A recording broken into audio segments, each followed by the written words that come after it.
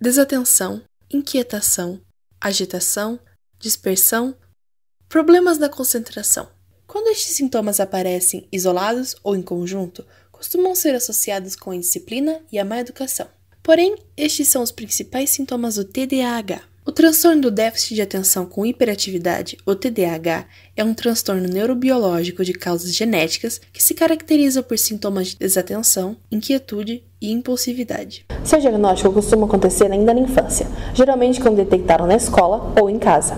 Ele é o transtorno mais comum entre crianças e adolescentes encaminhados a serviços especializados, ocorrendo em cerca de 3 a 5% da população mundial. Ele é um transtorno do neurodesenvolvimento.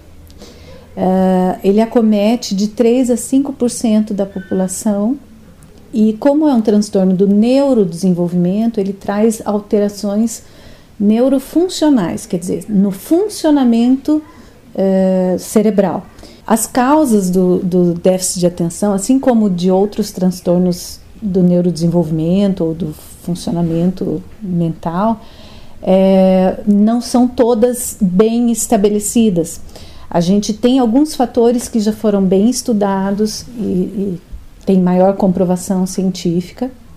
Então, por exemplo, o nascimento pré-termo, né? Então, crianças prematuras têm um risco maior de desenvolvimento, uso de substâncias durante a gestação, tem fatores genéticos muito fortemente associados. Então, se você tem alguém na sua família com transtorno de déficit de atenção e hiperatividade, a tua chance de ter um filho ou de você mesmo ter é muito maior.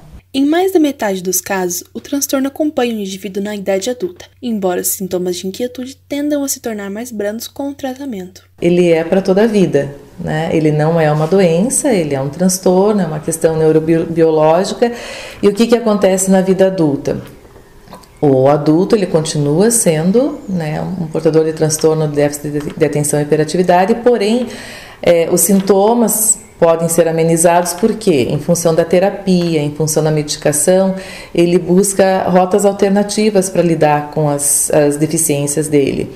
Então, por exemplo, o uso de agenda para ele não esquecer das atividades, a família ajuda na questão principalmente da organização para ele não esquecer as coisas, algumas atividades de rotina são importantes para que ele possa lidar melhor com a questão do dia a dia. Para os portadores, medidas simples como exercício físico podem ajudar muito. Um estudo da Universidade do Estado de Michigan revelou que crianças que se exercitaram por 30 minutos diariamente antes da escola, em comparação com as que realizaram atividades sedentárias, melhoraram os sintomas relacionados ao TDAH. Tenho meus problemas de, concentração, assim, daí eu não consigo encontrar palavra. Estou fazendo alguma coisa mais descontraída, mesmo que ela seja descontraída ao máximo, eu ainda vejo que eu paro e penso o que eu estou fazendo. Uma das coisas que eu sempre tento, assim, é fazer atividade física ao máximo. Dizem que a atividade física é uma coisa boa. O tratamento do TDAH deve ser multimodal, ou seja, uma combinação de medicamentos, orientação aos pais e professores, além de técnicas específicas que são ensinadas ao portador. Após o diagnóstico médico, dependendo do quanto de interferência ela tem na vida funcional, então se é uma criança que tem muito prejuízo na aprendizagem, por exemplo, ou até na vida familiar, que às vezes acontece, é uma criança que pode se beneficiar de uso de medicação. Então, o médico pode prescrever um psicoestimulante para melhorar essa performance cognitiva.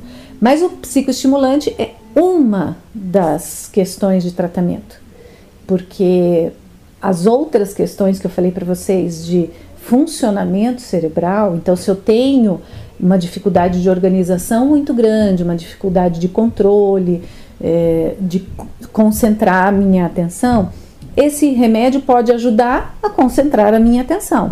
Quando não tratado de forma adequada, o transtorno pode complicar muito a vida do portador em sua rotina diária, como no trabalho ou nos estudos. Não, nunca fiz. Só fiz tratamento para ansiedade, que daí acabava inferindo no déficit de atenção. E daí, acabou melhorando, assim, as minhas notas no colégio. É que eu não consigo focar nas aulas, principalmente, porque se o professor não tiver um estímulo visual e também junto com a fala dele não for uma coisa muito agradável, eu vou me perder muito fácil, porque, tipo, a borboletinha passando na janela é muito mais interessante que a aula de muito professor. Hoje em dia, os profissionais de educação possuem um maior entendimento sobre o transtorno e, assim, conseguem lidar melhor com os portadores do TDAH. O mundo já tem essa visão de inclusão, nós temos mais conhecimento em relação a isso, então os educadores também ficam mais atentos a comportamentos.